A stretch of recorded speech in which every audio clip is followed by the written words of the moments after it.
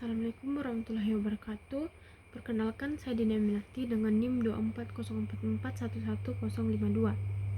Di sini saya akan mempresentasikan hasil makalah saya dengan materi Entity Relationship Diagram atau ERD.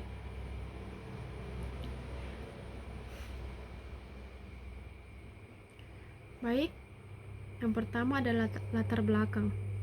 Di era digital saat ini, sistem informasi telah menjadi bagian penting dalam menunjang berbagai aktivitas organisasi, baik di bidang pendidikan, pemerintahan, bisnis, maupun sektor lainnya. Dalam membangun sistem informasi yang baik, dibutuhkan perancangan basis data yang terstruktur, efisien, dan sesuai dengan kebutuhan pengguna. Salah satu tahapan penting dalam proses perancangan basis data adalah pembuatan Entity Relationship Diagram atau ERD. ERD merupakan alat bantu visual yang digunakan untuk memodelkan struktur logis, data, dan hubungan antar data dalam sistem.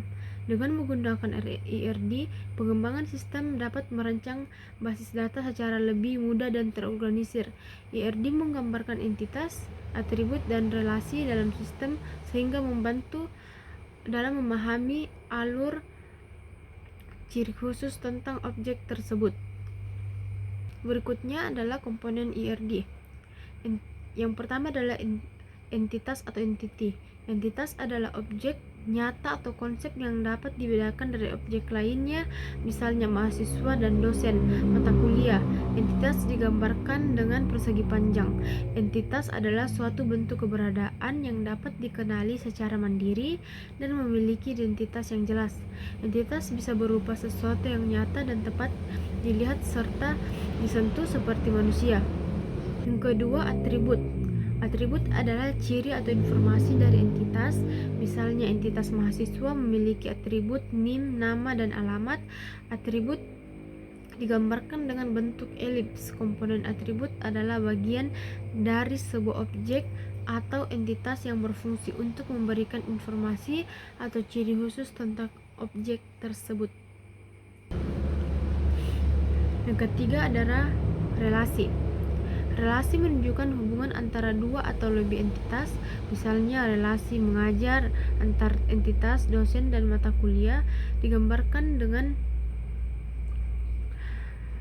bentuk belah ketupat. Komponen relasi adalah bagian-bagian yang menyusun suatu relasi antara dua atau lebih entitas dalam konteks sistem informasi basis data atau model konsep seperti ERD. Yang keempat, cardinality atau kardinalitas menunjukkan jumlah keterlibatan entitas dalam suatu relasi seperti satu ke satu, satu ke banyak, atau banyak ke banyak. Kardinalitas adalah komponen dalam model relasi seperti entity relationship diagram yang menunjukkan jumlah minimum dan maksimum keterlibatan suatu entitas dalam suatu relasi. Yang kelima adalah primary key, adalah kolom atau sekumpulan kolom dalam tabel yang digunakan untuk secara unik mengidentifikasi setiap baris atau record dalam tabel tersebut. Nilainya harus unik dan tidak boleh nol. Freudian key adalah kolom atau sekumpulan kolom dalam tabel yang digunakan untuk membentuk hubungan antara dua tabel dengan cara menunjuk primary key tabel lain.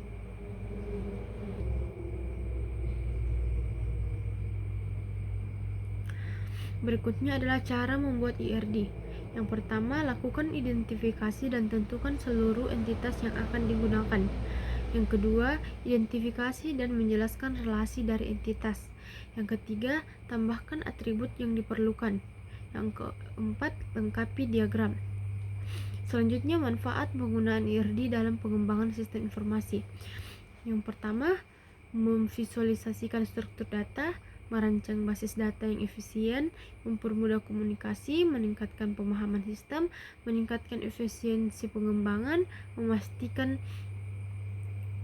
memastikan kebutuhan data terpenuhi, mempermudah analisis kebutuhan, meningkatkan dokumentasi proyek, meningkatkan keakuratan sistem, memfasilitasi pemeliharaan sistem.